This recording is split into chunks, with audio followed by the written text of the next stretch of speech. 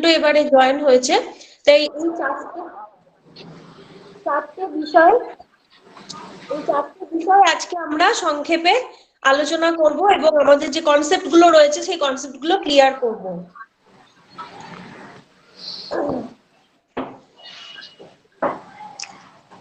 আচ্ছা, যারা হচ্ছে ভিডিওটা মিউট করোনি, মানে আনমিউট আছে যাদের, তারা একটু মিউট করে দাও, তাহলে হচ্ছে আমার ক্লাসটা নিতে সুবিধা হবে, নাহলে ভীষণ আওয়াজ আসছে তো। মানে সাউন্ডটা মিউট করতে বলছি, ভিডিও তো অবশ্যই অফ থাকবে, ভিডিওটা অফ থাকবে এবং সাউন্ডটা মিউট থাকবে, ঠিক আছে? আর আমি প্রত্যেকটা টপিক পড়ানোর সাথে সাথে একটা ব্রেক দিয়ে আমি জিজ্ঞাসা করব যে কারোর কোনো কোয়েশ্চেন আছে কিনা বা কোনো প্রবলেম আছে কিনা, তখন 1 by 1 আনমিউট করে আমাকে কোয়েশ্চেন জিজ্ঞাসা করবে, বা কিছু যদি কোয়ারিজ থাকে জিজ্ঞাসা করতে পারো।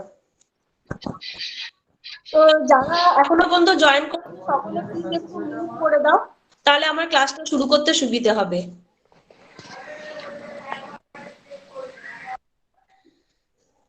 আচ্ছা, প্রত্যেকে কপি এবং পেন, খাতা এবং পেন সঙ্গে নিয়ে বসবে, কারণ আজকের প্রত্যেকটা টপিক ডিসকাশনের সাথে সাথে যেসব জায়গায় আমি বলবো নোট করতে, ওই সমস্ত জায়গাগুলো প্লিজ একটু তোমরা নোট করবে, তাহলে পরে যখন তোমরা বাড়িতে পড়বে তখন তোমাদের অনেকখানি ইজি হয়ে যাবে ব্যাপারগুলো মনে রাখতে।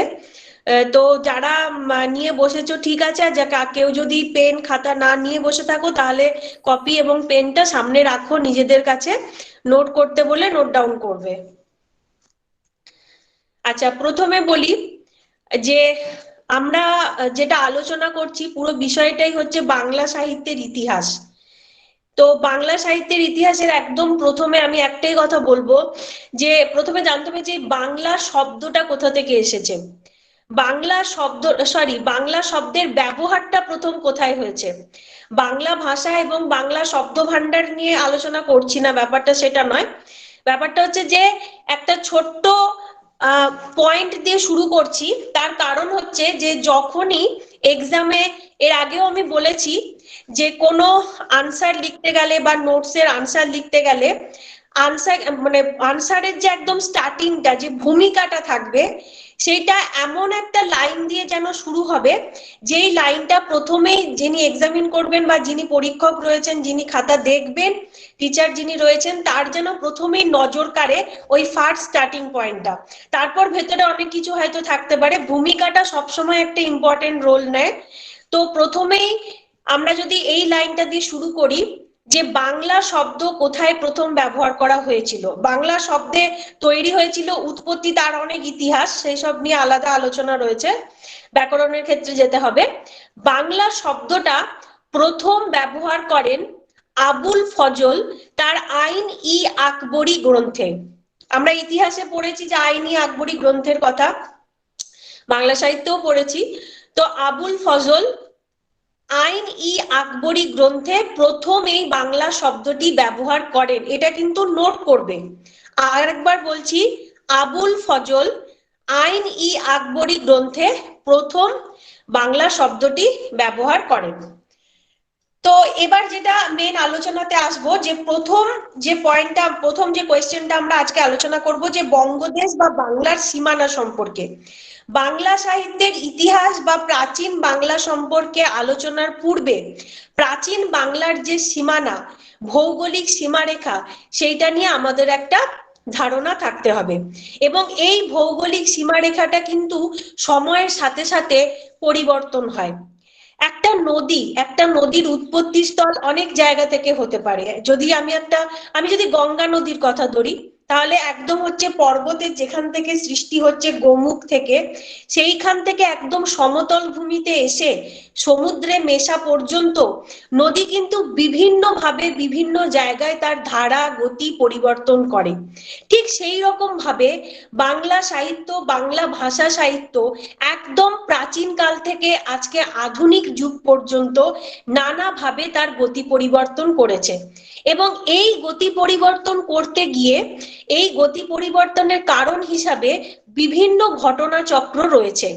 এবার আমরা প্রথমে যেটা আসছি, যে এই বঙ্গদেশ বা বাংলার ভৌগোলিক সীমারেখাটা কি ছিল প্রাচীনকালে। প্রথমত তো অবিভক্ত বাংলা ছিল, অবিভক্ত বাংলার কোন কোন অংশগুলো তখন বাংলার অন্তর্ভুক্ত ছিল? প্রথমে হচ্ছে পূর্ব এবং পশ্চিমবঙ্গ, মানে দুটো অবিভক্ত বাংলাই হচ্ছে বাংলার অন্তর্ভুক্ত ছিল। এছাড়াও কি বিহারের উত্তরাংশ, ছোটনাগপুর মালভূমি, মানভূম, সিংভূম, হ্যাঁ, সাঁওতাল পরগনা, এগুলোও ছিল অংশ। এছাড়াও উড়িষ্যা, আসাম, মানে ব্রহ্মপুত্র নদের উপত্যকা অঞ্চল, এই সমস্ত কিছু নিয়ে সামগ্রিকভাবে কি ছিল না প্রাচীন বাংলার ভৌগোলিক সীমারেখা ছিল। এবার আমি হচ্ছে নোট করতে বলছি, তোমরা নোট করে নাও, এই লাইনটা তোমরা নোট করে নাও, আমি এটা বলে দিচ্ছি। ভৌগোলিক সীমারেখা যেটা, এটা কোয়েশ্চেনে যদি থাকে তার ছোটভাবে কিভাবে লিখতে হবে। ঐতিহাসিক নিহার রঞ্জন রায়ের মতে, নোট করবে প্লিজ, ঐতিহাসিক নিহার রঞ্জন রায়ের মতে উত্তরে হিমালয় ও হিমালয় সংলগ্ন, ম্যাম একটু আসতে বলুন, একটু আসতে বলুন ম্যাম। আমি আসতেই বলবো, আমি স্টার্টিংটা শুরু করেছি, আমি আসতেই বলবো। ঐতিহাসিক নিহার, তবে একটু স্পিডটা বাড়াতে হবে, হ্যাঁ। ঐতিহাসিক নিহার রঞ্জন রায়ের মতে উত্তরে হিমালয় ও হিমালয় সংলগ্ন নেপাল, সিকিম, ভুটান। ঐতিহাসিক নিহার রঞ্জন রায়ের মতে উত্তরে হিমালয় ও হিমালয় সংলগ্ন নেপাল, সিকিম, ভুটান। ছোট্ট ছোট্ট করে জাস্ট স্টার্টিংটা দিয়ে রাখো, পরে কমপ্লিট করবে ব্যাপারটা, মানে এরকম ভাবেই কিন্তু কলেজের নোট লিখতে হবে, না হলে কিন্তু দিন চলে যাবে। আরেকবার বলছি, উত্তরে হিমালয় ও হিমালয় সংলগ্ন নেপাল, সিকিম, ভুটান। উত্তর পূর্বে ব্রহ্মপুত্র নদ ও উপত্যকা, উত্তর পূর্বে ব্রহ্মপুত্র নদ ও উপত্যকা। উত্তর পশ্চিমে দ্বারবঙ্গ পর্যন্ত, উত্তরে হিমালয় ও হিমালয় সংলগ্ন নেপাল, সিকিম, ভুটান। উত্তর পূর্বে ব্রহ্মপুত্র নদ ও উপত্যকা। উত্তর পশ্চিমে দ্বারভঙ্গ পর্যন্ত ভাগীরথীর উত্তর পূর্ব সমান্তরালবর্তী সমভূমি। উত্তর পশ্চিমে দ্বারভঙ্গ পর্যন্ত ভাগীরথীর উত্তর সমান্তরালবর্তী সমভূমি। ম্যাম পশ্চিমে দ্বারভঙ্গ, তারপর কি? উত্তর পশ্চিমে দ্বারভঙ্গ, আমি বলছি, আমি রিপিট করতে থাকবো। উত্তর পশ্চিমে দ্বারভঙ্গ পর্যন্ত ভাগীরথীর উত্তর সমান্তরালবর্তী সমভূমি। উত্তর পশ্চিমে দ্বারভঙ্গ পর্যন্ত ভাগীরথীর উত্তর সমান্তরালবর্তী সমভূমি। আচ্ছা, পূর্বে গারো, খাসি, জয়ন্তিয়া, ত্রিপুরা, চট্টগ্রাম শৈলশ্রেণী। পূর্বে গারো, খাসি, জয়ন্তিয়া, ত্রিপুরা, চট্টগ্রাম শৈলশ্রেণী বাহিয়া দক্ষিণ সমুদ্র পর্যন্ত। রিপিট করছি, উত্তরে হিমালয় ও হিমালয় সংলগ্ন নেপাল, সিকিম, ভুটান। উত্তর পূর্বে ব্রহ্মপুত্র নদ ও উপত্যকা। উত্তর পশ্চিমে দ্বারভঙ্গ পর্যন্ত ভাগীরথীর উত্তর সমান্তরালবর্তী সমভূমি। পূর্বে গারো, খাসি, জয়ন্তিয়া, ত্রিপুরা, চট্টগ্রাম শৈলশ্রেণী বাহিয়া দক্ষিণ সমুদ্র পর্যন্ত। পূর্বে গারো, খাসি, জয়ন্তিয়া, ত্রিপুরা, চট্টগ্রাম শৈলশ্রেণী বাহিয়া দক্ষিণ সমুদ্র পর্যন্ত। পশ্চিমে রাজমহল, পশ্চিমে রাজমহল, সাঁওতাল পরগনা, মানভূম, সিংভূম।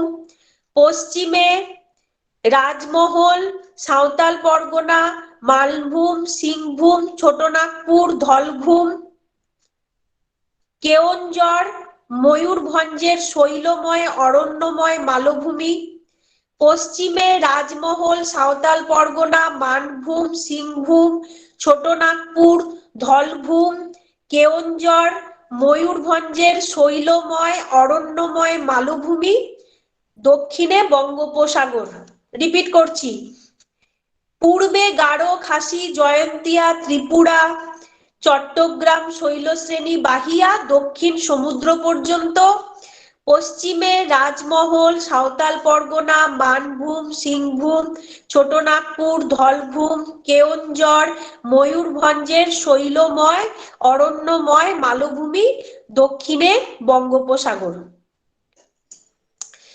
আরেকবার রিপিট করছি প্রথম থেকে। ঐতিহাসিক নিহার রঞ্জন রায়ের মতে উত্তরে হিমালয় ও হিমালয় সংলগ্ন নেপাল, সিকিম, ভুটান, উত্তর পূর্বে ব্রহ্মপুত্র নদ ও উপত্যকা, উত্তর পশ্চিমে দ্বারভঙ্গ পর্যন্ত ভাগীরথীর উত্তর সমান্তরালবর্তী সমভূমি, পূর্বে গারো, খাসি, জয়ন্তিয়া, ত্রিপুরা, চট্টগ্রাম, শৈলশ্রেণী, বাহিয়া, দক্ষিণ সমুদ্র পর্যন্ত, পশ্চিমে রাজমহল, সাঁওতাল পরগনা, মানভূম, সিংভূম, ছোটনাগপুর মালভূমি, ছোটনাগপুর, ধলভূম, কেওনঝড়, ময়ূরভঞ্জের শৈলময় অরণ্যময় মালভূমি এবং দক্ষিণে বঙ্গোপসাগর। ঠিক আছে? তো এইটা কেন নোট করতে বললাম, কারণ এইটা বোঝানোর কিছু নেই, মানে এখানে কনসেপ্ট ক্লিয়ারের কোনো ব্যাপার নেই। এটা একটা ভৌগোলিক সীমারেখা, যেটা কি বলছে না প্রাচীনকালে এই অংশগুলো প্রাচীন বঙ্গদেশ বা প্রাচীন বাংলা বলতে আমরা যেটা বোঝাই, সেইখানে এই ভৌগোলিক সীমারেখাটা হচ্ছে বাংলার ভৌগোলিক সীমারেখা।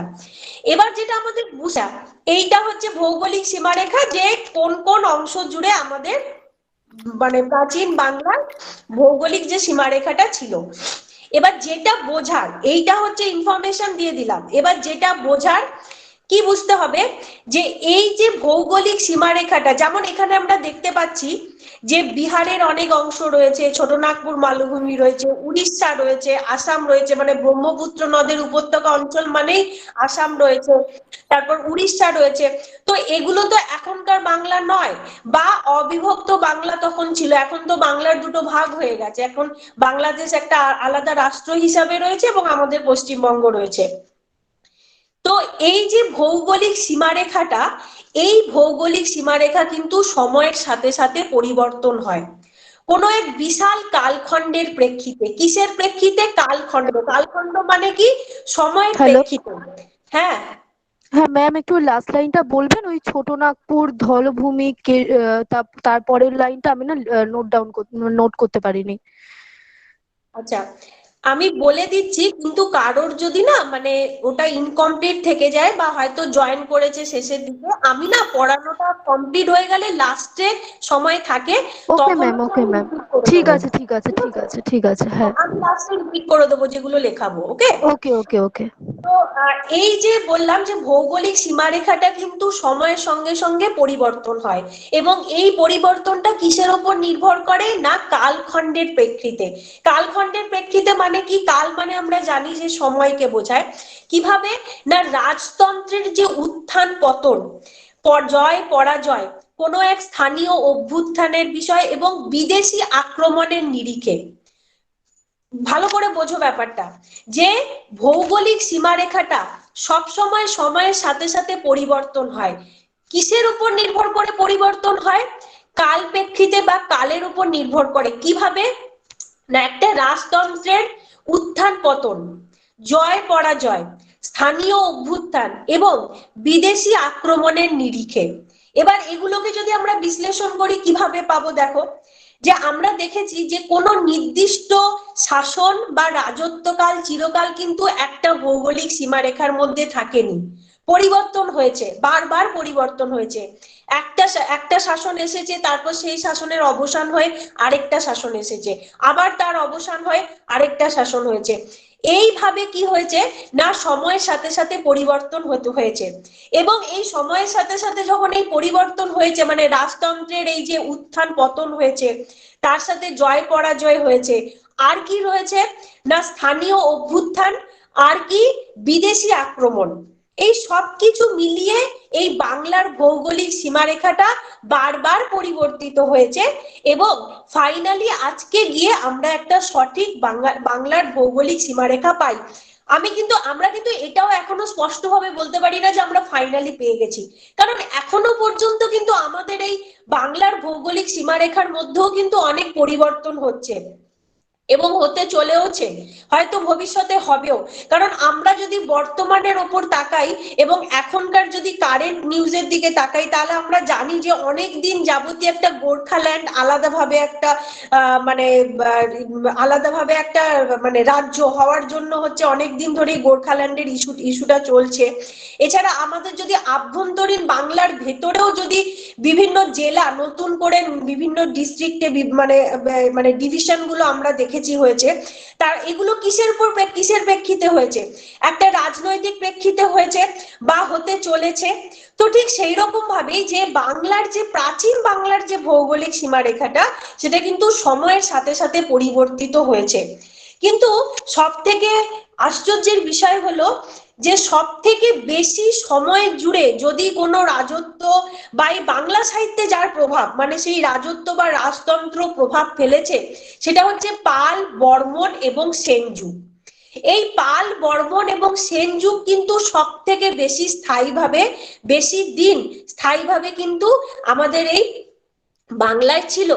সেই কারণে পাল, বর্মন এবং সেন যুগ থেকেই কিন্তু সাহিত্য সৃষ্টির মানে যে বীজটা আস্তে আস্তে রোপণ হতে থাকলো, বা সাহিত্য সংস্কৃতি নিয়ে মানুষের যে মানে সাহিত্য সংস্কৃতি বিষয়ে যে মানুষের ভাবনাটা, সেই ভাবনাটা আস্তে আস্তে আসতে থাকলো। তার আগে পর্যন্ত কিন্তু যে কোনো শাসন বা যে কোনো রাজত্ব, তার আগে যে কোনো রকম কোনো সাহিত্য হয়নি আমি কিন্তু সে কথা বলছি না। বলতে চাইছি যে বাংলার, এটা কিন্তু সমগ্র ভারতবর্ষের নিরিখে নয়, বাংলায় যদি প্রকৃত সাহিত্য সংস্কৃতি মনোভাবটা মানুষের মধ্যে বা সেই সাহিত্য সংস্কৃতির সৃষ্টির, আমি বাংলা সাহিত্যের কথা বলছি না, সমস্ত সংস্কৃত ভাষায় বা প্রাকৃত অপভ্রংশ ভাষায় সবকিছু মিলিয়ে যে সাহিত্যের যে পরিবেশ, সাহিত্য সৃষ্টির যে পরিবেশ, যে সংস্কৃতির যে পরিবেশ, সেটা কিন্তু এসেছিল সব থেকে বেশি যে স্থায়ী করেছিল পাল, বর্মন এবং সেন যুগে। এবং সেই সময় মানুষের মধ্যে এই সাহিত্য রচনার যে প্রবণতাটা, সেই প্রবণতাটা সব থেকে বেশি প্রকট হয়েছিল। তাহলে এইটা হলো আমাদের প্রথম প্রশ্ন, যেটা তার উত্তরটা প্রথমেই দিয়ে দিয়েছি তোমাদের নোটসের আকারে, যে প্রাচীন বাংলার যদি ভৌগোলিক সীমারেখা বলা হয়। এবার স্টার্টিংটা এর কেমন হবে, যখন আমি এই নোটসটার উত্তর লিখবো, এর শুরুটা আমি কিভাবে করব? প্রথমেই কি ভৌগোলিক সীমারেখাটা দিয়ে দেবো, যেটা আমি বললাম? না, শুরুটা কিভাবে করব? প্রথমের ভূমিকায় হচ্ছে আমি এই যে কথাগুলো বললাম, এই কথাগুলোকে তোমরা নিজেদের ভাষায় গুছিয়ে লিখবে, নিজেরা নিজেদের নোটস তৈরি করো, সেটা কিন্তু সব থেকে বেশি হচ্ছে কাজে দেয়। কি না, এই যে পরিবর্তন, যে কোনো দেশের বা কোনো জায়গার ভৌগোলিক সীমারেখা কখনো মানে সবসময় অপরিবর্তিত থাকে না। সেই কারণে প্রাচীন বাংলার বা প্রাচীন বঙ্গদেশেরও ভৌগোলিক সীমারেখা কিন্তু অপরিবর্তিত থাকেনি। প্রাচীন বঙ্গদেশের ভৌগোলিক সীমারেখা সময়ের সাথে সাথে পরিবর্তিত হয়েছে। একটি নদী যেমন তার গতিকে বিভিন্নভাবে পরিবর্তন করে, যখন পার্বত্য এলাকা থেকে নদী মানে শুরু হয় উৎসস্থল, সেখানে নদীর কিন্তু গতি এক প্রকার থাকে, সমতল ভূমিতে এসে নদীর গতি আমরা একটা অন্যরকম দেখতে পাই, এবং সাগরে গিয়ে যখন মেশে তখন কিন্তু আরেকটা রূপ দেখতে পাই। তো এই যে ধারার পরিবর্তন, ঠিক সেই রকম ভাবে প্রাচীন বাংলার যে ভৌগোলিক সীমারেখা, সেটাও কিন্তু সময়ের সাথে সাথে পরিবর্তিত হয়েছে।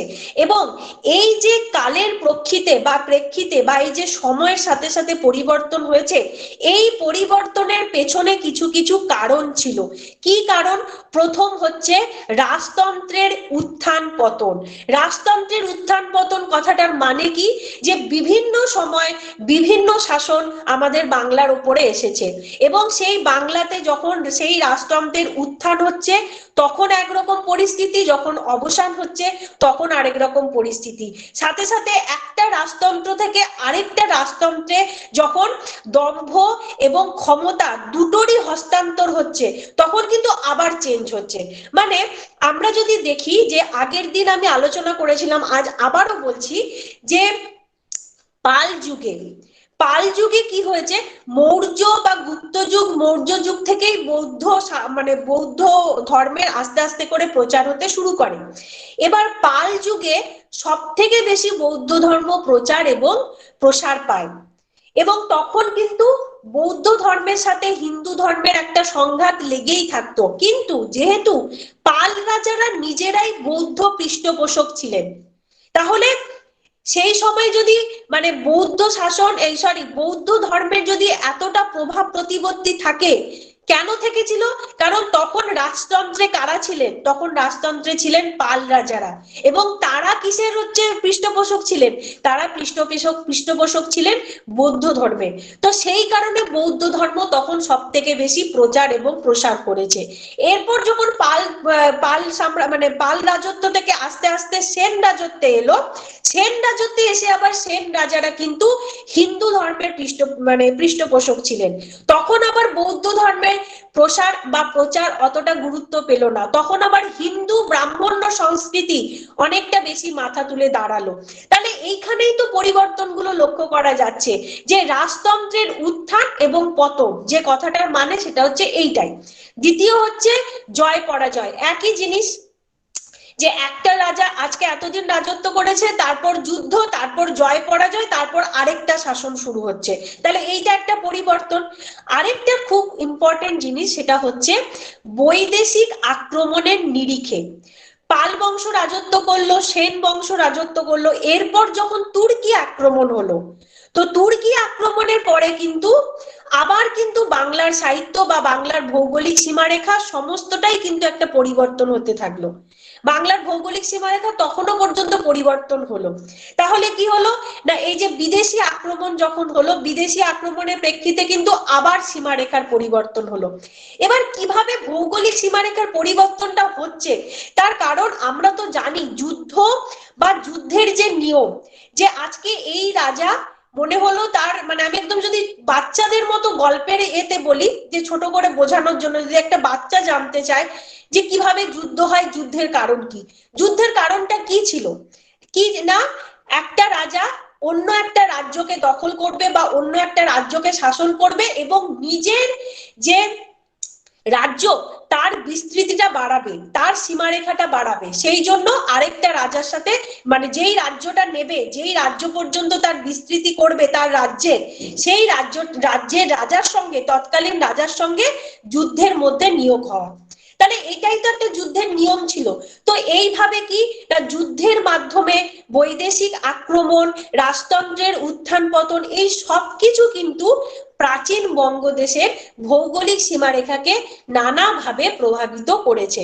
এবং তবুও আজকে ঐতিহাসিকরা বা গবেষকরা তখনকার যে প্রাচীন বাংলার বা প্রাচীন বঙ্গদেশের যে ভৌগোলিক সীমারেখা ছিল, তার একটা আনুমানিক ধারণা আমাদেরকে দিয়েছে। আর সেই আনুমানিক ধারণাটাই বললাম, যে উত্তরে হিমালয় ও হিমালয় সংলগ্ন নেপাল, সিকিম, ভুটান। এগুলো কি করে মনে রাখতে হবে? এগুলো একদম ভৌগোলিক সীমারেখা, খুব ইজি। উত্তর মানেই আমরা জানি উত্তরে হিমালয় রয়েছে, এবং হিমালয় সংলগ্ন রাজ্য কোনগুলো রয়েছে? হিমালয় সংলগ্ন নেপাল রয়েছে, নেপাল একটা আলাদা এখন দেশ, কিন্তু তখন এরই অন্তর্ভুক্ত ছিল। সিকিম, ভুটান। উত্তর পূর্বে কি রয়েছে? ব্রহ্মপুত্র নদ ও উপত্যকা। একদম না নিজেদের মধ্যে ভিজুয়ালাইজেশন করো পুরো ম্যাপটা, যদি ইন্ডিয়ার ম্যাপটা যদি ভিজুয়ালাইজেশন করি এবং সেখানে যদি বাংলাটাকে যদি নিয়ে আসার চেষ্টা করি, তাহলে উত্তর পূর্ব এদিকে আমরা কি পাচ্ছি? ব্রহ্মপুত্র নদ এবং ব্রহ্মপুত্র নদের উপত্যকা, আসামকে পেয়ে যাচ্ছি ওইখানে। উত্তর পশ্চিমে দ্বারভঙ্গ পর্যন্ত ভাগীরথীর উত্তর সমান্তরালবর্তী সমভূমি। ভাগীরথী সমতল ভূমি বলতে গেলে আমাদের যে এখন বর্তমান পশ্চিমবঙ্গের যে অংশগুলো রয়েছে, সেই অংশগুলোকে আমরা বলতে পারি। এছাড়া কি রয়েছে? গারো, খাসি, জয়ন্তিয়া, ত্রিপুরা, চট্টগ্রাম, শৈলশ্রেণী, বাহিয়া, দক্ষিণ সমুদ্র পর্যন্ত। বর্তমান বাংলাদেশের যে অংশগুলো রয়েছে বা বাংলাদেশ ঘেঁষা মায়ানমার, এই সমস্ত জায়গার যে অংশগুলো রয়েছে, সেই অংশগুলো কিন্তু সেই কালে বাংলার, অবিভক্ত বাংলার অন্তর্ভুক্ত ছিল।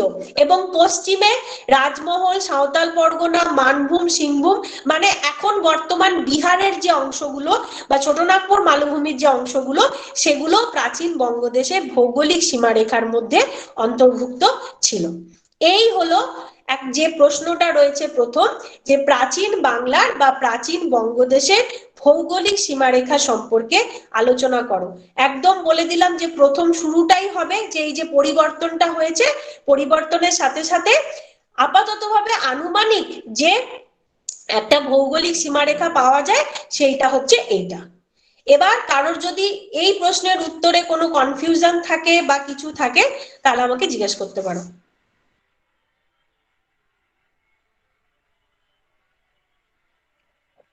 ম্যাম বলছি একবার প্রশ্নটা রিপিট করবেন? প্রশ্নটা হচ্ছে প্রাচীন বঙ্গদেশ বা প্রাচীন বাংলার ভৌগোলিক সীমারেখা সম্পর্কে আলোচনা করো। ম্যাম এটা আমাদের বইতে আছে। বই মানে স্টাডি মেটেরিয়াল? হ্যাঁ দেখো বাংলার এই সমস্ত জিনিস একই থাকা তো উচিত, থাকবে তো নিশ্চয়ই। বাংলা সাহিত্যের ইতিহাস সমস্ত মানে ইউনিভার্সিটি কলেজের সিলেবাসে একই আছে। আছে ম্যাম আমরা তো এখনো বই পাইনি। বই পেতে হবে না, ক্লাস নিচ্ছি, ক্লাস করো, নোট করো, যখন হচ্ছে বই পাবে তখন দেখবে বইয়ের সাথে সব মিলে গেছে। ম্যাম কোশ্চেনটা আরেকবার বলুন। প্রাচীন বঙ্গদেশ বা প্রাচীন বাংলার সীমানা সম্পর্কে আলোচনা করো।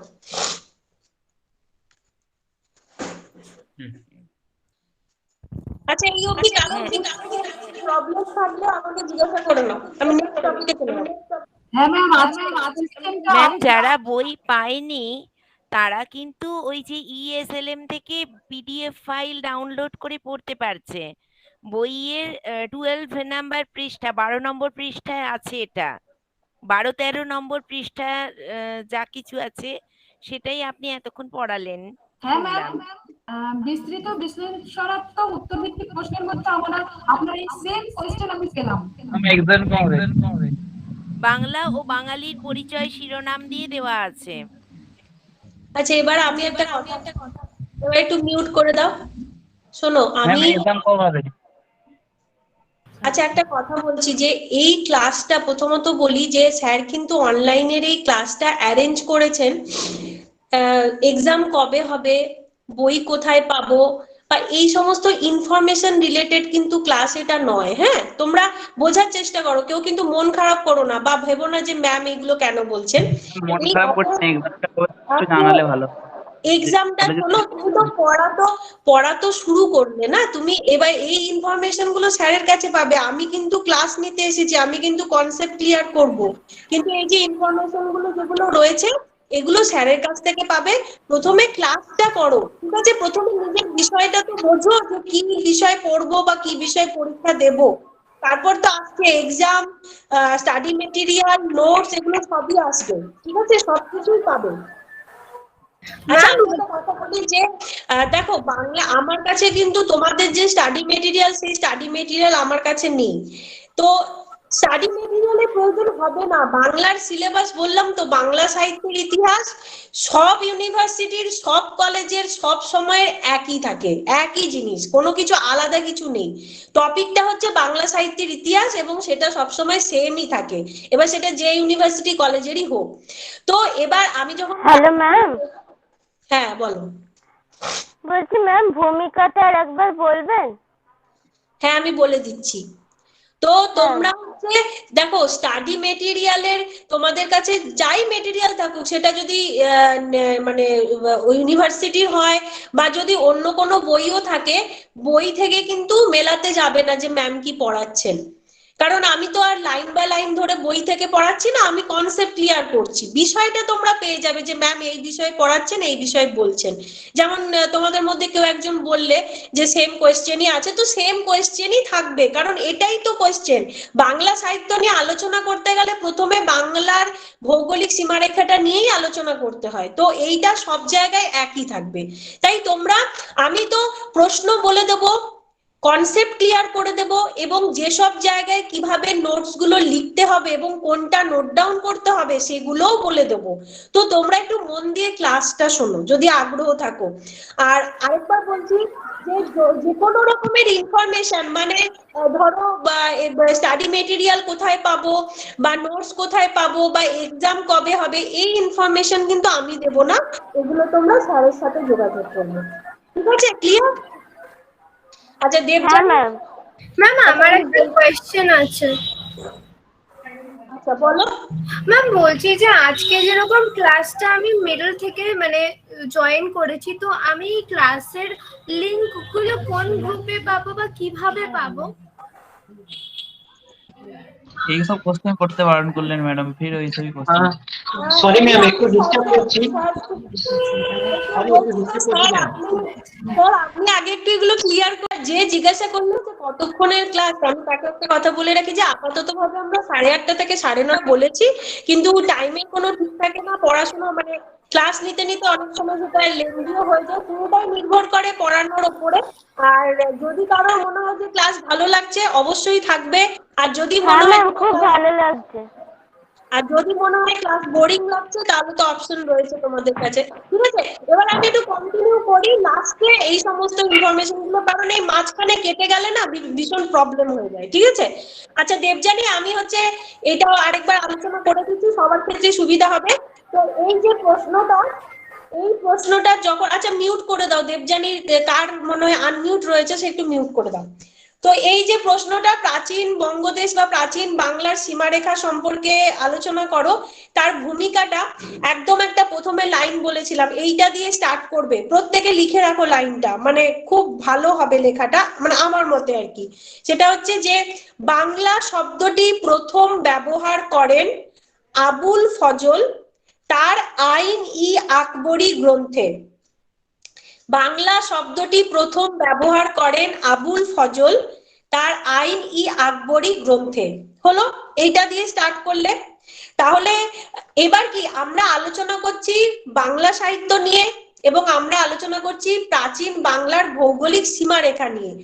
তো যেটা হচ্ছে আলোচনার বিষয় সেটা হচ্ছে বাংলা, মানে মূল হচ্ছে শব্দ হচ্ছে বাংলা।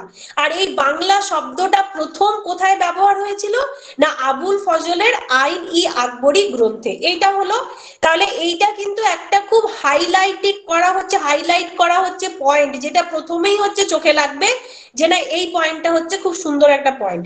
তারপর মনে হবে যিনি খাতা দেখবেন যে তাহলে নিশ্চয়ই ভেতরে আরো মাল মশলা রয়েছে, তাহলে আমি একটু পড়ি, না হলে ম্যাক্সিমাম ক্ষেত্রে তো গতানুগতিক সব আনসার তো একই রকম হয়, টিচার তখন গড়ে নাম্বার দিয়ে দেয়।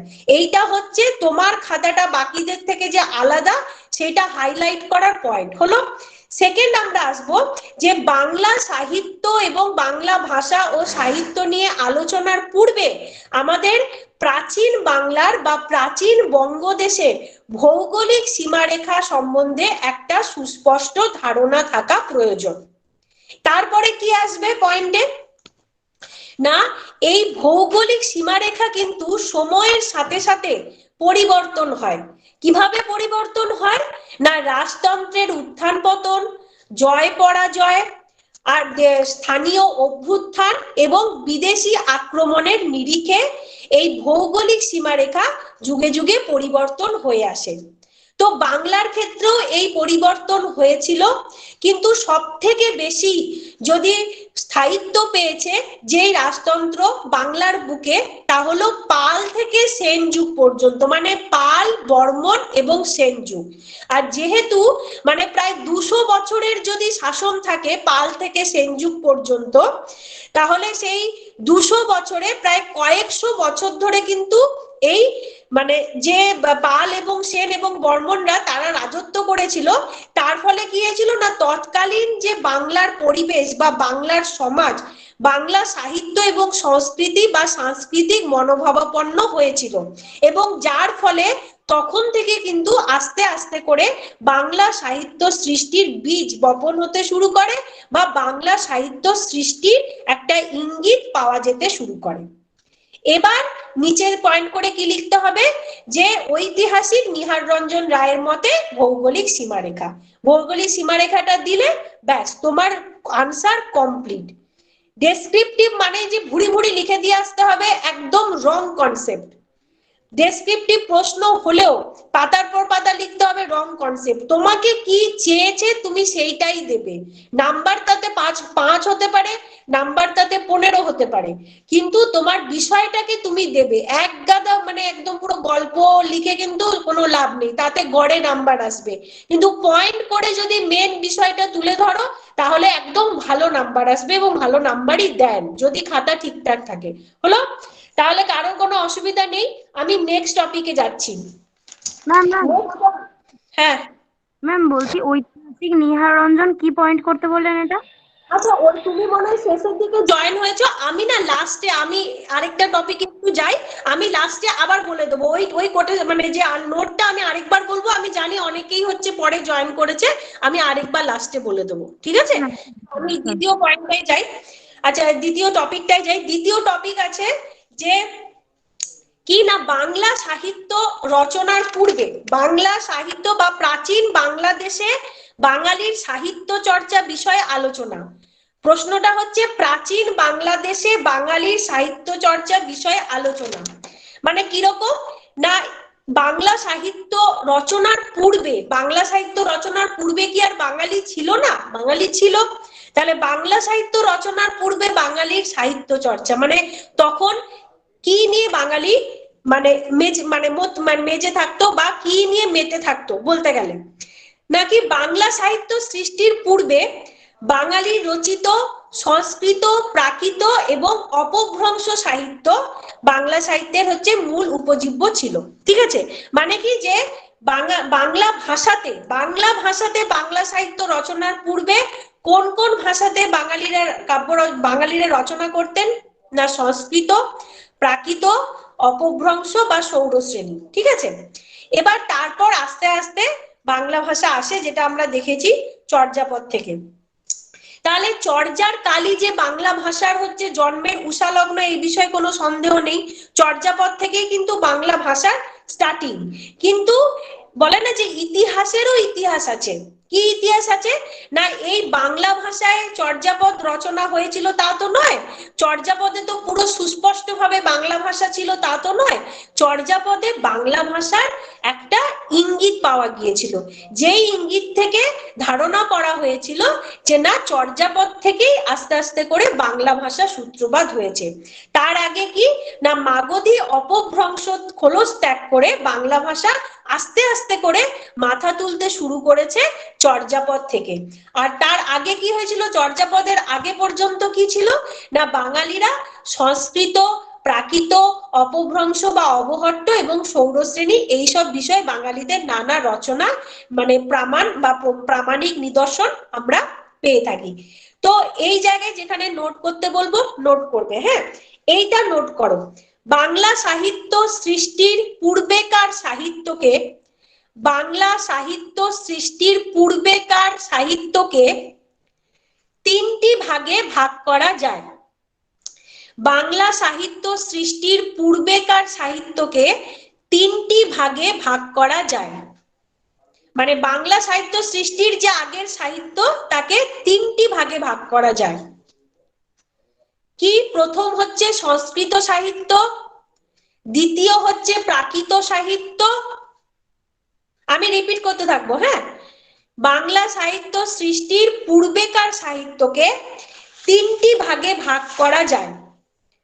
প্রথম হচ্ছে সংস্কৃত সাহিত্য, দ্বিতীয় হচ্ছে প্রাকৃত সাহিত্য এবং তৃতীয় হচ্ছে অপভ্রংশ অবহট্ট সাহিত্য।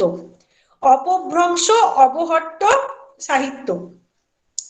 বাংলা সাহিত্য সৃষ্টির পূর্বে সাহিত্যকে 3টি ভাগে ভাগ করা যায়: সংস্কৃত সাহিত্য, প্রাকৃত সাহিত্য, অপভ্রংশ অবহট্ট সাহিত্য।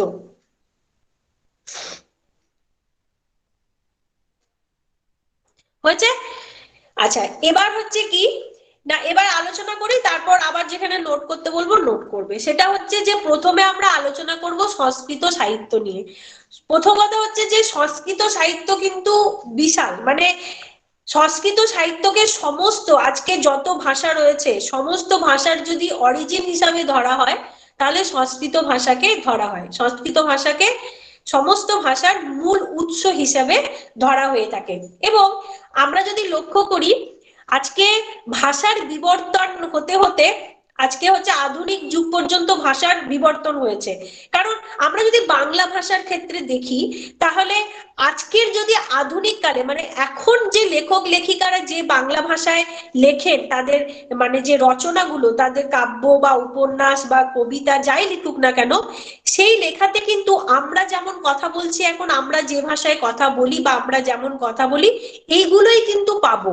মানে একদম এখনকার যে চলতি বাংলা সেই বাংলার লেখনী কিন্তু আমরা পাবো, ঠিক আছে। কিন্তু এই বাংলাই তো আর একদম স্টার্টিং এ প্রথম থেকে তো এই বাংলা ছিল না। মানে আমি যদি আধুনিক যুগের শুরুতেও যাই মানে রামমোহন রায় কিন্তু এই বাংলা ব্যবহার করতেন না, বা বিদ্যাসাগরেরও বাংলা আলাদা ছিল গদ্যের। যদি উপন্যাসে বঙ্কিমচন্দ্র দেখি তাদেরও বাংলা আলাদা ছিল। তো এই যে কিভাবে হয়েছে না ভাষার বিবর্তন হতে হতে গিয়ে এবং এই বিবর্তন চলতেই শুরু করেছে এবং এই বিবর্তন কিন্তু এখনো চলছে। এখনো তো আমরা কল্পনা করতে পারি আমাদের বাংলা ভাষার মধ্যে একটা নতুন অ্যাডিশনের মতোই তো হয়েছে। আমরা এইটা নিয়ে কিন্তু প্রচন্ড রকম ভাবে সকলেই জানি, কিন্তু আমরা বুঝতে পারছি না যে এই ভাষাটাকে আমরা কোন দিকে নিয়ে যাচ্ছি। বাংরেজি ভাষা এখন যদি আমরা কোনো মেসেজ এসএমএস বা কিছু লিখি আমরা বাংলার সাথে ইংলিশ মিক্সড করে লিখি, তো এটাও কিন্তু একটা ভাষার বিবর্তনের মধ্য দিয়েই কিন্তু যাচ্ছে। পরবর্তীকালে হয়তো দেখা যাবে যে বাংলা ভাষা হয়তো ওই রকমই একটা রূপ নিয়েছে, বাংরেজি একটা রূপ নিয়েছে, যে বাংলা এবং ইংলিশ দুটো শব্দকে মিক্সড করে করে লেখা বা কিছু। তো এই যে বাংলা ভাষার এই বাংলা ভাষার যে বিবর্তন হতে শুরু করেছে সেটাও কিন্তু সময়ের সাথে সাথে হয়েছে এবং সময়ের সাথে সাথে ভাষা এক রূপ থেকে অন্য রূপে গিয়েছে। এবার সেইটা বলতে গিয়ে যেটা বললাম যে সংস্কৃত ভাষা কিন্তু আজকে যদি দেখি যে সংস্কৃত প্রাকৃত অপভ্রংশ অবহট্ট তারপর আস্তে আস্তে করে মাগধী অপভ্রংশ কাটিয়ে সৌরশ্রেণী কাটিয়ে বাংলা ভাষা শুরু হয়েছে বা বাংলা ভাষা আস্তে আস্তে এসেছে। তো কিভাবে হয়েছে মানে সংস্কৃত থেকে স্টার্ট হয়েছিল, মাগধী প্রাকৃত প্রাকৃত অপভ্রংশ অবহট্ট এই যে মাঝখানের যে সিঁড়িগুলো ছিল আজকে কিন্তু এগুলো কোনোটাই দেখা যায় না। কিন্তু সংস্কৃত সাহিত্যের যদি আদি যুগ মধ্যযুগ এবং আধুনিক যুগ যদি আমরা ধরি সেই ধারাটা কিন্তু এখনো চলছে। সংস্কৃত ফ্রম দ্য বিগিনিং সংস্কৃত সেদিনও ছিল, সংস্কৃত সাহিত্য আজও আছে। সংস্কৃত ভাষা সাহিত্যের কিন্তু কোনো রকম পরিবর্তন হয়নি। কোনো রকম পরিবর্তন মানে আমি কি বলতে চাইছি যে ঠিক যেইভাবে সংস্কৃত তার রূপ নিয়ে শুরু করেছিল আজ পর্যন্ত আছে। মানে আজকে সংস্কৃত প্রথম ছিল, তারপর আস্তে আস্তে সংস্কৃত থেকে একটা রূপ নিল প্রাকৃত থেকে রূপ নিল অপভ্রংশ অবহট্ট মাগধী, তারপর আস্তে আস্তে বাংলা। আমরা বাংলা নিয়ে আলোচনা করছি তাই বাংলার কথা বলছি, আরো অনেক ভাষা আরো অনেক আঞ্চলিক ভাষা আস্তে আস্তে করে এইভাবে পরিবর্তন হতে হতে এসেছে। এবার যখনই পরিবর্তন হয়ে প্রাকৃত থেকে যখন অপভ্রংশ এলো তখন প্রাকৃতর আর চিহ্ন নেই, আবার অপভ্রংশ থেকে অবহট্ট তখন হচ্ছে তার আগেরটার চিহ্ন নেই, মানে স্টেপ বাই স্টেপ। তো আজকে কিন্তু আমরা প্রাকৃত অপভ্রংশ অবহট্ট মাগধী এইসব ভাষায় কিন্তু লেখা দেখতে পাই না, কিন্তু আজকে আমরা সংস্কৃত ভাষাকে কিন্তু এখনো পর্যন্ত দেখতে পাই এবং সংস্কৃত ভাষা সাহিত্য কিন্তু এখনো পর্যন্ত রয়েছে। তার মানে কি না সংস্কৃত সাহিত্য প্রাচীন বঙ্গদেশে শুধু নয় প্রাচীন ভারতের ইতিহাসে একটা আলাদা একটা উজ্জ্বল দৃষ্টান্ত স্বরূপ এবং একটা অন্যরকম জায়গা নিয়ে রেখেছে। এবার বাংলাদেশের যদি সংস্কৃত বিষয়ে যদি আলোচনা করতে যাই তাহলে প্রথম যেটা হচ্ছে বাংলাদেশে সংস্কৃত ভাষায় রচিত সাহিত্যের ইতিহাসকে 4টি শ্রেণীতে ভাগ করা যায়। নোট করবেন, বাংলাদেশে সংস্কৃত ভাষায় রচিত সাহিত্যের ইতিহাসকে 4টি শ্রেণীতে ভাগ করা যায়। অ্যাকচুয়ালি আজকের যে টপিকগুলো না আজকের টপিকগুলো সবগুলোই হচ্ছে মেনলি হচ্ছে এই নোট লেখার মতোই আছে, কারণ এর কনসেপ্টের থেকে বেশি হচ্ছে ইনফরমেশন রিলেটেড। বাংলাদেশে সংস্কৃত ভাষায় রচিত সাহিত্যের ইতিহাসকে 4টি শ্রেণীতে ভাগ করা যায়। মানে বাংলা দেশে সংস্কৃত ভাষায় বাংলা সাহিত্য নয় কিন্তু বাংলাদেশে সংস্কৃত ভাষার রচিত সাহিত্যের ইতিহাস। প্রথম পয়েন্ট কি? প্রথম হচ্ছে প্রস্তর, তাম্রপত্র, মন্দির গাত্র, প্রস্তর, তাম্রপত্র, মন্দির গাত্র প্রভৃতিতে উৎকীর্ণ রাজকীয় শাসন, প্রস্তর, তাম্রপত্র, মন্দির গাত্র প্রভৃতিতে উৎকীর্ণ রাজকীয় শাসন, দেব মাহাত্ম্য জ্ঞাপক শ্লোক, শিলালেখ প্রভৃতি।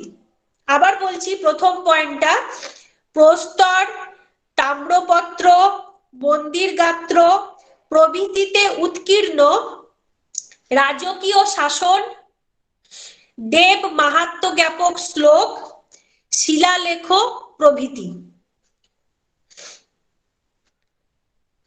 হয়েছে? এবার এই প্রথম এক নম্বরটা ম্যাম আরেকবার বলবেন? হ্যাঁ বলছি, আরেকবার বলুন। বলছি বাংলাদেশে সংস্কৃত ভাষায় রচিত সাহিত্যের ইতিহাসকে চারটি ভাগে ভাগ করা যায়। প্রথম পয়েন্টটা হচ্ছে প্রস্তর, তাম্রপত্র, মন্দির গাত্র প্রভৃতিতে উৎকীর্ণ রাজকীয় শাসন, দেব মাহাত্ম্য জ্ঞাপক শ্লোক, শিলালেখ প্রভৃতি। প্রস্তর, তাম্রপত্র, মন্দির গাত্র প্রভৃতিতে উৎকীর্ণ রাজকীয় শাসন, দেব মাহাত্ম্য জ্ঞাপক শ্লোক, শিলালেখ প্রভৃতি। হয়েছে? আচ্ছা, এবার হয়েছে, এখানে হয়েছে বলা যাবে না, হয়েছে বললে সবাই হ্যাঁ হয়েছে হয়েছে। হ্যাঁ ম্যাম হয়ে গেছে। বলতে হবে না ওই ক্লাসরুমের মতো ম্যামের প্রশ্নটা একবার বলবেন? ম্যামের প্রশ্নটা একবার। বাংলাদেশের সংস্কৃতি। প্রশ্নটা একটু কেউ একজন প্রশ্নটা বলে দাও তো।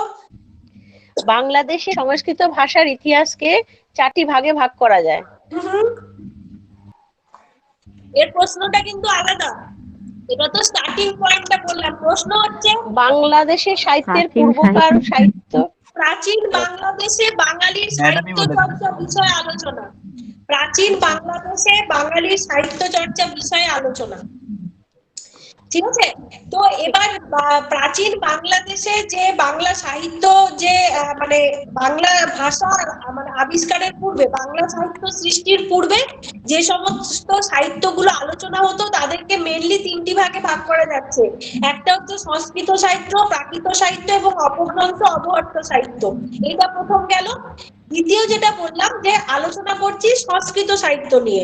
এবার ওই সংস্কৃত সাহিত্য মানে বাংলাদেশে সংস্কৃত সাহিত্যের 4টি ভাগ রয়েছে। কি কি রয়েছে তার প্রথম পয়েন্টটা লেখালাম, প্রস্তর, তাম্রপত্র, মন্দির গাত্র প্রভৃতিতে উৎকীর্ণ রাজকীয় শাসন, দেব মাহাত্ম্য জ্ঞাপক শ্লোক এবং শিলালেখ প্রভৃতি।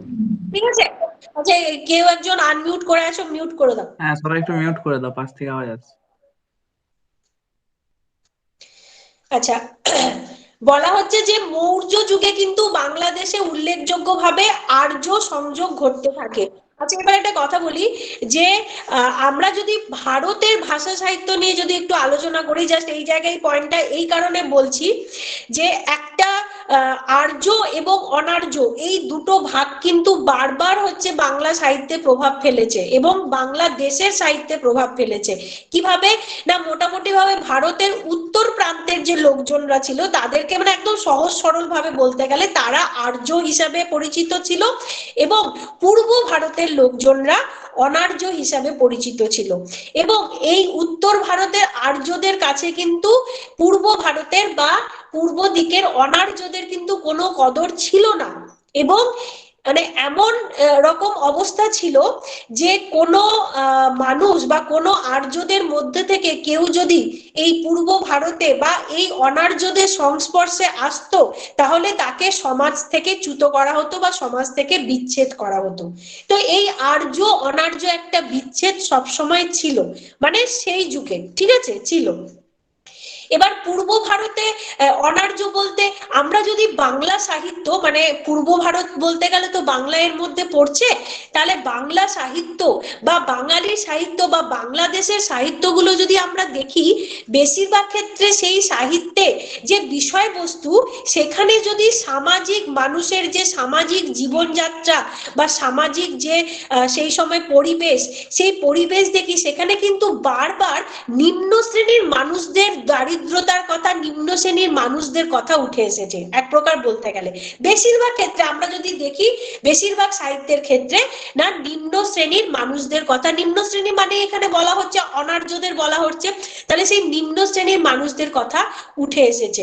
তাহলে কেন উঠে এসেছে?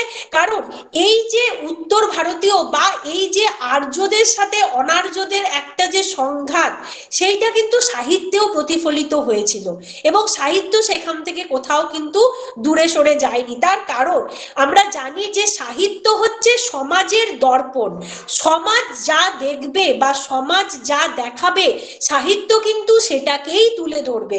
সাহিত্য কিন্তু নতুন কিছু সংযোজন করবে না বা এডিশন করবে না, যা সমাজে ঘটবে সেই তৎকালে সেই সাহিত্য সেইটা দিয়েই কিন্তু সমৃদ্ধ হবে। এবং তাই হয়েছিল যতদিন পর্যন্ত না আর্য সংস্কৃতি বাংলাদেশে প্রবেশ করছিল, তার আগে পর্যন্ত কিন্তু বাংলা সাহিত্য মানে বাংলাদেশের সাহিত্য যদি আমরা আলোচনা করি, সেখানে কিন্তু অনার্যদের বঞ্চনা হওয়ার যে একটা ইতিহাস বা গল্প, সেটা কিন্তু বারবার উঠে এসেছে। এবার এইটা তো আমাদের মানতেই হবে যে আর্য সংস্কৃতি সর্বকালেরই একটা সমৃদ্ধ সংস্কৃতি। এবার যখন থেকে সেই আর্য সংস্কৃতি আস্তে আস্তে করে বাংলাদেশে ঢুকতে শুরু করলো এবং বাংলাদেশে প্রভাব ফেলতে শুরু করলো, তখন থেকে বাংলাদেশের সাহিত্যও কিন্তু আস্তে আস্তে সমৃদ্ধ হতে শুরু করলো।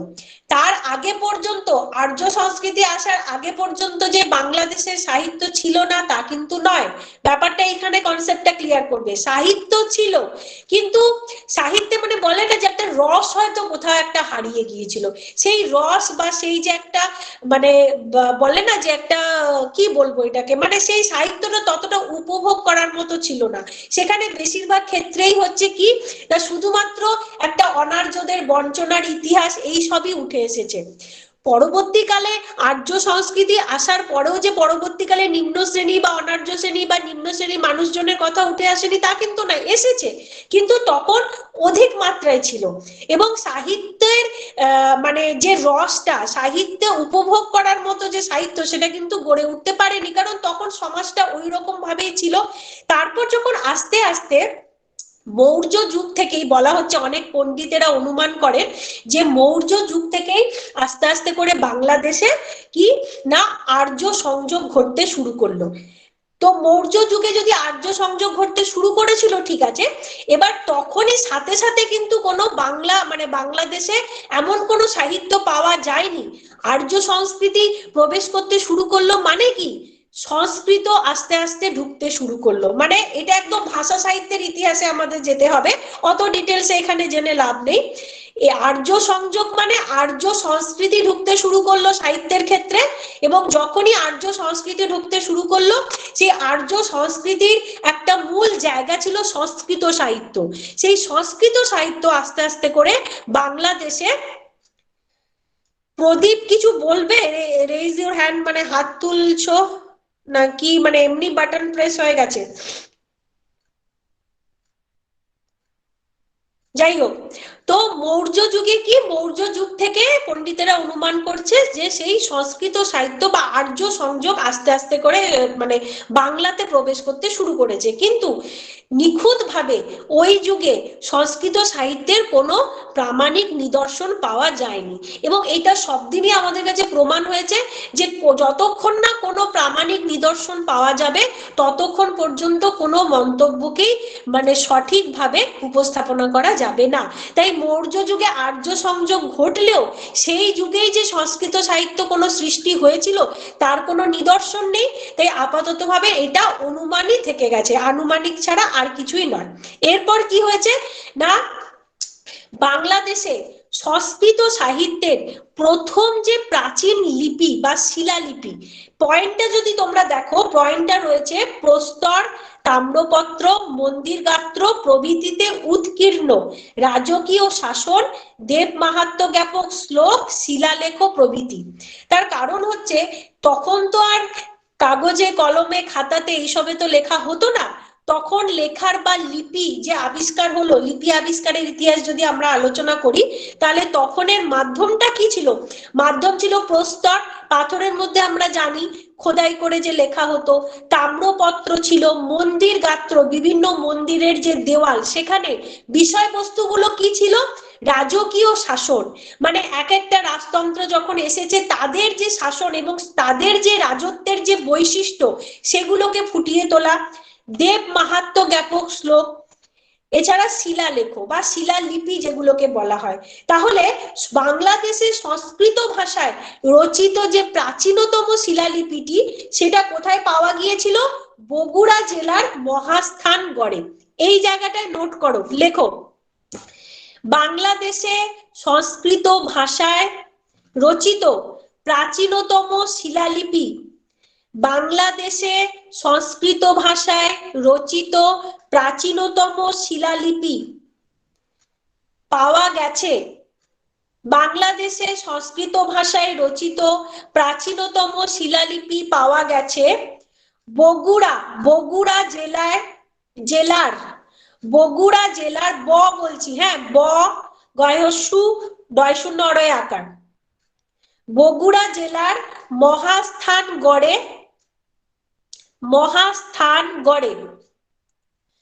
বাংলাদেশে সংস্কৃত ভাষায় রচিত প্রাচীনতম শিলালিপি পাওয়া গেছে বগুড়া জেলার মহাস্থানগড়ে, হচ্ছে যা পূর্বী প্রাকৃতে রচিত লিপি, যা পূর্বী প্রাকৃতে রচিত লিপি, পূর্বী প্রাকৃতে রচিত লিপি এবং খণ্ডিত, যা পূর্বী প্রাকৃতে রচিত লিপি এবং খণ্ডিত,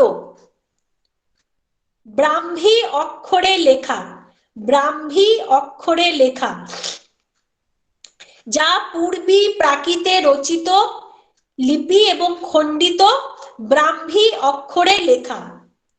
তাহলে বাংলাদেশে প্রথম সংস্কৃত ভাষায় রচিত যে প্রাচীন শিলালিপি, সেই প্রাচীন শিলালিপিটি কোথায় পাওয়া গিয়েছে? বগুড়া জেলার অন্তর্গত মহাস্থানগড়ে। লিপিটি পূর্ব প্রাকৃতে লেখা এবং লিপিটি খণ্ডিত ছিল এবং ব্রাহ্মী অক্ষরে লেখা। ঠিক আছে, এইটা হচ্ছে পয়েন্ট করে নিয়েছো। কেউ মিস করে গেলে আমি শেষে আবার বলবো। সেকেন্ড, আচ্ছা, এইটার যদি হচ্ছে মানে সময়কাল বলা হয়, সময়কালটা হবে খ্রিস্টীয় দ্বিতীয় কিংবা তৃতীয় শতকে। মানে কখন এটা মানে রচনা হয়েছে বা কখন এই শিলালিপিটা উৎকীর্ণ করা হয়েছে বললে খ্রিস্টপূর্ব দ্বিতীয় অথবা তৃতীয় শতকে, খ্রিস্টপূর্ব দ্বিতীয় অথবা তৃতীয় শতকে। হয়েছে? এটা যে বলছেন এটা কি কোশ্চেন ম্যাম? কোয়েশ্চেন একটাই চলছে, সেটা হচ্ছে যে প্রাচীন বাংলা সাহিত্য মানে কি ছিল কোয়েশ্চেনটা? প্রাচীন বাংলাদেশে বাঙালির সাহিত্য চর্চা বিষয়ে আলোচনা করো। তার যে প্রথম পয়েন্টটা সংস্কৃত সাহিত্য, তার আন্ডারে চলছে। ম্যাম বাংলা লিপির উদ্ভব যে একটা আছে ওটা কি আলাদা? বাংলা নিয়ে তো আলোচনা করছি না, বাংলা লিপি আলাদা। এইটা হচ্ছে যে বাংলা ভাষা রচনার পূর্বে বাঙালিরা সাহিত্য রচনা করেছে। তো কি সাহিত্য রচনা করেছে তখন হচ্ছে তিন রকমের সাহিত্য সেই সময় দেখা গিয়েছিল। একটা হচ্ছে সংস্কৃত সাহিত্য, সংস্কৃত সাহিত্যের পরে এলো প্রাকৃত সাহিত্য, প্রাকৃত সাহিত্য থেকে এলো অপভ্রংশ অবহট্ট সাহিত্য, তারপর আস্তে আস্তে ওই মাগধী অপভ্রংশের যে খোলসটা বা মাগধী অপভ্রংশ থেকে মানে পরিবর্তিত হতে হতে চর্যাপদে এসে আমরা বাংলা ভাষার সূত্রপাতটা পেলাম বা বাংলা ভাষার টুকরো টুকরো ইঙ্গিত আমরা পেলাম। এবং চর্যাপদ এই কথাটা বলে রাখি যে চর্যাপদ কিন্তু বাংলা ভাষায় আমরা বলি না যে বাংলা ভাষায় রচিত প্রথম, এই লাইনটা কিন্তু ইউজ অনেক বইতে হয়, অনেকে বলে, কিন্তু এই লাইনটা কিন্তু খুব ভুল। মানে নিজেরাই যদি একটু আলোচনা করে, বাংলা ভাষায় রচিত প্রথম মানে রচনা চর্যাপদ, এই কথাটা কিন্তু ভুল। কারণ চর্যাপত্র পুরোটা তো বাংলা ভাষায় লেখা ছিল না। চর্যাপদ কিন্তু অ্যাকচুয়ালি চর্যাপদটা কি, চর্যাপদটা হচ্ছে বৌদ্ধ সিদ্ধাচার্যদের একটা ধর্মগ্রন্থ।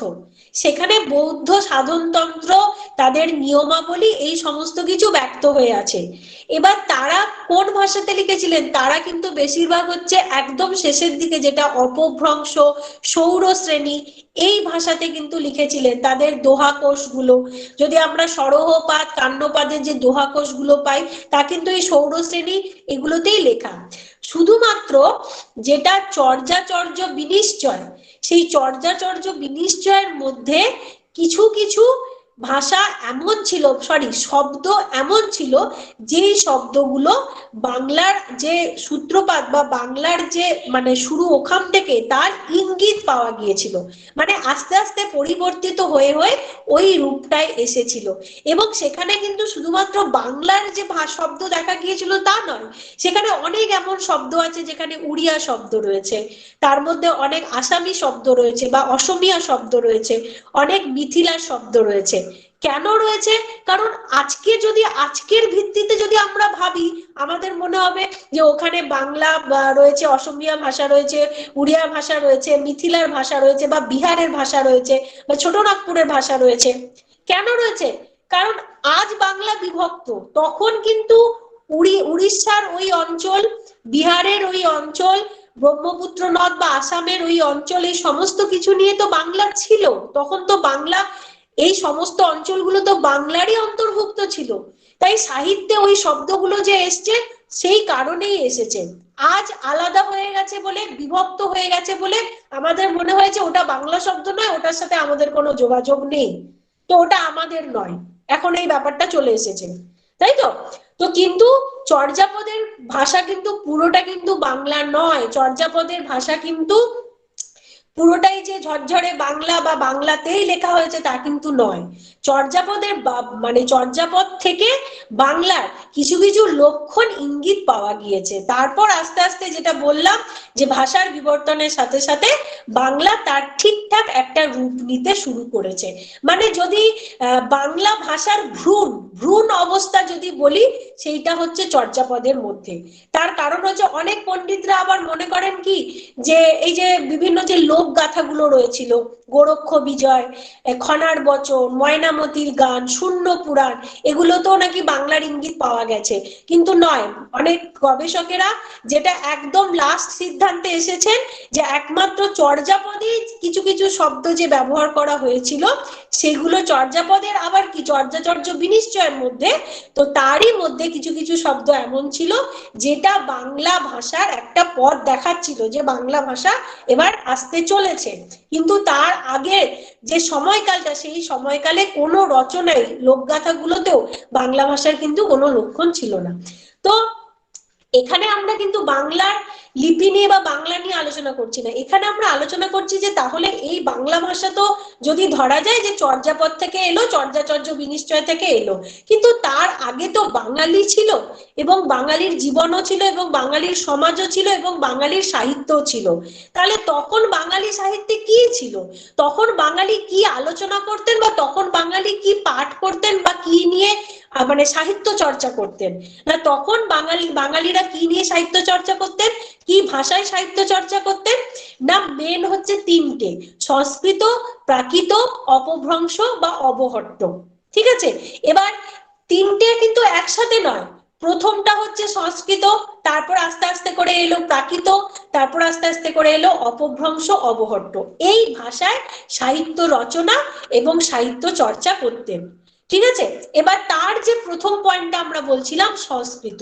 এবার বাংলাদেশে যদি আমরা সংস্কৃত সাহিত্যের, ভারতের নিরিখে নয় কিন্তু বাংলাদেশে, বাংলাতে যবে থেকে সংস্কৃত এলো, সেই বাংলাদেশে যদি সংস্কৃত সাহিত্যের ইতিহাসটাকে আলোচনা করি, তাহলে তাকে আমরা চারটে ভাগে ভাগ করি। তার প্রথম পার্টটা আমি যেটা আলোচনা করছি বা নোটসও লেখালাম, বা লেখাচ্ছি যে প্রস্তর, তাম্রপত্র, মন্দির গাত্র প্রভৃতিতে উৎকীর্ণ রাজকীয় শাসন, দেব মাহাত্ম্য জ্ঞাপক শ্লোক এবং শিলালেখ। দেখো এই পয়েন্টটা যদি এক্সামে লেখো না, এইখানেই কিন্তু মেন আনসার কিন্তু এই একটা সেন্টেন্সে একটা লাইনেই হয়ে আছে। এরপর শুধু ভেতরে একটু ডিসকাশন করা যে কোন লিপিটা আবিষ্কার হয়েছিল, কে আবিষ্কার করেছিল, কত সাল মানে সময়কালটা, কিন্তু মেনলি প্রথমেই কিন্তু আনসার দেওয়া হয়ে গেছে। কিভাবে দেওয়া হয়েছে? বুঝিয়ে দেওয়া হয়েছে যে সংস্কৃত সাহিত্য যে সেই সময় রচনা হয়েছিল বাংলাদেশে, তা কিসের ওপর হয়েছিল না কিসের ওপর সেই লিপিগুলো রচনা করা হতো? প্রস্তরের ওপর করা হতো, মন্দির গাত্রে করা হতো, আর কোথায় করা হতো? তাম্রপত্রে করা হতো। এইটা হয়ে গেল যে মানে কিসের ওপর, মানে কিসের ওপর লেখা হতো বা মানে লিপিগুলো কিসের ওপর উৎকীর্ণ করা হতো, এইটা হলো। সেকেন্ড হচ্ছে লিপিগুলোর বিষয়বস্তু কি ছিল। লিপিগুলোর বিষয়বস্তু কি ছিল না রাজকীয় শাসন, মানে যে রাজা সেই সময় রাজত্ব করছেন তার যে রাজত্বকালের বৈশিষ্ট্য সেগুলো সুন্দরভাবে ব্যক্ত করা থাকতো, উৎকীর্ণ করা থাকতো। আর কি থাকতো? দেব মাহাত্ম্য জ্ঞাপক শ্লোক, সেই সময় যে দেবদেবতার প্রভাব ছিল বা যেই ধর্মের প্রভাব ছিল তাদের যে মাহাত্ম্য জ্ঞাপক শ্লোকগুলো সেগুলো উৎকীর্ণ করা হতো। আর কি?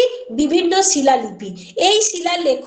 তো এই শিলালেখর মধ্যে কি না তৎকালীন সমাজের যে বিভিন্ন পটভূমি, সামাজিক হতে পারে, রাজনৈতিক হতে পারে, যে পটভূমি এবং মানুষের যে জীবনযাত্রা, একটা মানুষের জীবনযাত্রার মধ্যে অনেক কিছুই থাকে, যে সেই সময় মানুষ কেমন খাওয়া দাওয়া করত, মানুষ কি পরিধান করত, মানুষের বৃত্তি কি ছিল, পেশা কি ছিল, মানুষের মানে পুরো টোটাল যে জীবনযাত্রা একটা, সেই সমস্ত কিছু ছোট্ট ছোট্ট চিত্র বা লিপির মাধ্যমে, শিলালেখর মাধ্যমে ফুটে উঠতো। তো এইটা হচ্ছে সংস্কৃত সাহিত্যের একদম, যদি বাংলাদেশে প্রথমটা ভাবি তাহলে এই একটা লাইনের মধ্যে কিন্তু 10টা লাইনের উত্তর কিন্তু একটা লাইনেই দেওয়া হয়ে গেল। শুধু ভেতরে কি দিতে হবে? প্রথম যে লাইনটা আমি বললাম যে বাংলাদেশে সংস্কৃত সাহিত্যের প্রাচীনতম শিলালিপি যদি বলা হয় তাহলে সেই প্রাচীনতম শিলালিপি কোথা থেকে আবিষ্কার করা হয়েছে বা কোথায় পাওয়া গিয়েছিল? বগুড়া জেলার মহাস্থানগড়ে। কিসে রচিত? পূর্ব প্রাকৃতে রচিত। লিপিটি কেমন ছিল? খণ্ডিত ছিল। অক্ষর কি ছিল? ব্রাহ্মী অক্ষর ছিল। এবার দেখো এই পূর্বী প্রাকৃত, ব্রাহ্মী অক্ষর এই সবে যাওয়ার কোনো প্রয়োজন নেই, মানে এগুলো সেই বাংলার শব্দভান্ডার, সরি বাংলা বলছি, সংস্কৃত শব্দভান্ডার বা লিপি, মানে ভারতবর্ষের একদম ভাষার ইতিহাসে যেতে হবে, একদম সেই নব্য ভারতীয় ভাষারও আগে, ইন্দো ইউরোপীয়, দ্রাবিড়, চীন, অস্ট্রিক, মানে অনেক ইতিহাস, মানে তার জন্য একটা পুরো ক্লাস লাগবে, আলাদা ক্লাস ওটা। আর ওটা এই পর্যন্ত তো আমি সিলেবাসে দেখছিও না তোমাদের, তো ওইটা আলাদা। শুধু এই পয়েন্টগুলো, এগুলো হচ্ছে ইনফরমেশন বেস, এইগুলো তোমরা মনে রাখো। সেকেন্ড, আচ্ছা এটা সালটা আমি কি বললাম, মানে রচনা কালটা কি বললাম না খ্রিস্টপূর্ব 2য় কিংবা 3য় শতকে, ঠিক আছে? খ্রিস্টপূর্ব 2য় কিংবা 3য় শতকে। আচ্ছা, এর পরবর্তী আরেকটা সংস্কৃত ভাষায় প্রাচীন শিলালিপির প্রমাণ পাওয়া গিয়েছিল। কোথা থেকে? শুশুনিয়া পাহাড়ে। কোথায় পাওয়া গিয়েছিল? শুশুনিয়া পাহাড়ে। পয়েন্ট নোট করবে। পরবর্তী প্রামাণিক লিপিটি বা পরবর্তী শিলালিপিটি শুশুনিয়া পাহাড়ে পাওয়া গিয়েছিল, যেটি সংস্কৃত ভাষায় রচিত। রচনাকাল হচ্ছে খ্রিস্টীয় 5ম শতাব্দী। আরেকবার বলছি, পরবর্তী প্রামাণিক লিপিটি শুশুনিয়া পাহাড়ে পাওয়া গিয়েছিল, সংস্কৃত ভাষায় উৎকীর্ণ হয়ে আছে বা সংস্কৃত ভাষায় লেখা ছিল। আচ্ছা, কে উৎকীর্ণ করেছিলেন এর একটা প্রমাণ পাওয়া গিয়েছে, রাজা চন্দ্র বর্মা উৎকীর্ণ করেছিলেন। রাজা চন্দ্র বর্মা উৎকীর্ণ করেছিলেন এবং প্রত্ন বিশারদদের মতে পরবর্তী, মানে প্রথম তো পাওয়া গেল যেটা বগুড়া জেলায়, দ্বিতীয় হচ্ছে পরবর্তী প্রামাণিক লিপিটি শুশুনিয়া পাহাড়ে পাওয়া গিয়েছিল, সংস্কৃত ভাষায় উৎকীর্ণ ছিল এবং উৎকীর্ণ করেছিলেন তৎকালীন যে শাসন করছিলেন রাজা চন্দ্র বর্মা। রাজা চন্দ্র বর্মা উৎকীর্ণ করেছিলেন এবং এই লিপিকালের সময়সীমা বা সময়কাল যদি বলা হয় খ্রিস্টীয় 5ম শতাব্দী। খ্রিস্টীয় 5ম শতাব্দী হয়েছে। হ্যাঁ বলছি, পরবর্তী প্রামাণিক একদম না ছোট ছোট পয়েন্ট করে লেখো, লাইন বা লাইন লেখার দরকার নেই, জাস্ট পয়েন্ট করে একটু একটু করে লিখে রাখো, পরে তোমরা সেন্টেন্স কমপ্লিট করবে নিজেদের ভাষায়। পরবর্তী প্রামাণিক লিপিটি শুশুনিয়া পাহাড়ে পাওয়া যায়, সংস্কৃত ভাষায় রচিত, লিপিটি উৎকীর্ণ করেন রাজা চন্দ্রবর্মা এবং লিপির সময়কাল বলা হচ্ছে আনুমানিক খ্রিস্টীয় 5ম শতাব্দী, আনুমানিক খ্রিস্টীয় 5ম শতাব্দী হলো। এরপরে কি আসছে না গুপ্ত যুগে, গুপ্ত যুগেও এরকম 8টি তাম্রলিপ্ত পাওয়া যায়, ঠিক আছে, সরি তাম্রলিপি পাওয়া যায়। গুপ্ত যুগে এই ধরনের শিলালিপি বা মানে এগুলো কিন্তু সব সংস্কৃত ভাষায় রচিত, বারবার বলছি এখানে কিন্তু কোথাও বাংলা সাহিত্য নিয়ে আলোচনা হচ্ছে না, এগুলো হচ্ছে সংস্কৃত ভাষায় রচিত সাহিত্য, তবে বাংলাদেশে, ভারতবর্ষের নয়, বাংলাদেশের সংস্কৃত সাহিত্য, ঠিক আছে। তো গুপ্ত যুগেও বাংলাদেশের সংস্কৃত ভাষায় রচিত 8টি তাম্রলিপি পাওয়া গিয়েছিল। তাহলে আরেকবার বলে দিই সহজ করে, মানে নোট করার জন্য না, বোঝার জন্য, যে প্রথম হচ্ছে কোথায় পাওয়া গিয়েছিল, বগুড়া জেলার মহাস্থানগড়ে। মানে লেখার কি ছিল, বৈশিষ্ট্য কি ছিল না, পূর্ব প্রাকৃতে লেখা ছিল, অক্ষরটা ছিল ব্রাহ্মী এবং লিপিটা খণ্ডিত ছিল, ঠিক আছে হলো। সেকেন্ড হচ্ছে, এবং এই সময়কালটা কি বলা হচ্ছিল, খ্রিস্টপূর্ব 2য় কিংবা 3য় শতক। আর এর পরবর্তী যে শিলালিপিটি কোথা থেকে উদ্ধার করা হয়েছিল বা কোথায় পাওয়া যায়, সেটা হচ্ছে শুশুনিয়া পাহাড়ে, যেটা সংস্কৃত ভাষায় রচিত ছিল। মানে কে উৎকীর্ণ করেছিলেন, রাজা চন্দ্রবর্মা উৎকীর্ণ করেছিলেন, এবং প্রত্নবিশারদ কারা, যারা এই লিপি এই সমস্ত কিছু গবেষণা করতেন, তাদের ধারণা অনুযায়ী সময়কালটা ছিল খ্রিস্টীয় 5ম শতাব্দী। এছাড়াও গুপ্ত যুগে এই ধরনের 8টি তাম্রলিপি পাওয়া গিয়েছিল, এছাড়াও গুপ্ত যুগে এই ধরনের 8টি তাম্রলিপি পাওয়া গিয়েছিল হলো। এবার বলি যে এই সমস্ত লিপিগুলোর বিষয়বস্তু প্রথমে তো বলেইছি যে পয়েন্টটা রয়েছে তার মধ্যে রয়েছে, কিন্তু গুপ্ত যুগের যে তাম্রলিপি ছিল, যে 8টা তাম্রলিপি পাওয়া গিয়েছিল, তার কিন্তু বিষয়বস্তু ছিল পুরোপুরি পৌরাণিক আশ্রিত ঘটনা, ঠিক আছে। পুরাণের বিষয় নিয়ে গুপ্ত যুগে 8টি তাম্রলিপি উৎকীর্ণ করা হয়েছিল, যেগুলো সংস্কৃত ভাষায় রচিত, যার বিষয়বস্তু ছিল একদমই পুরাণ আশ্রিত বা পৌরাণিক ঘটনা নিয়ে লেখা। আচ্ছা, এই অবধি কারোর কোনো কনফিউশন প্রশ্ন থাকলে ক্লিয়ার করো। এইটা হচ্ছে মানে খুবই গুরুত্বপূর্ণ একটা বিষয়, মানে এই যেটা আলোচনা করছি, এবং পুরোটাই হচ্ছে ইনফরমেশন বেস, বোঝার থেকে বেশি হচ্ছে মনে রাখার জিনিস আছে, তাই প্রত্যেকে কিন্তু পয়েন্ট করবে। এই কারণেই বলছি, যাতে পড়ার সময় কিন্তু না হলে হারিয়ে যাবে যে কোথায় কি বলেছিল। টোটাল কিন্তু কোনোটাই কিন্তু টোটাল নোট কিন্তু তোমাদের বলছি না যে একদম গতানুগতিক একটা বড় নোট লেখাচ্ছি, তা নয়।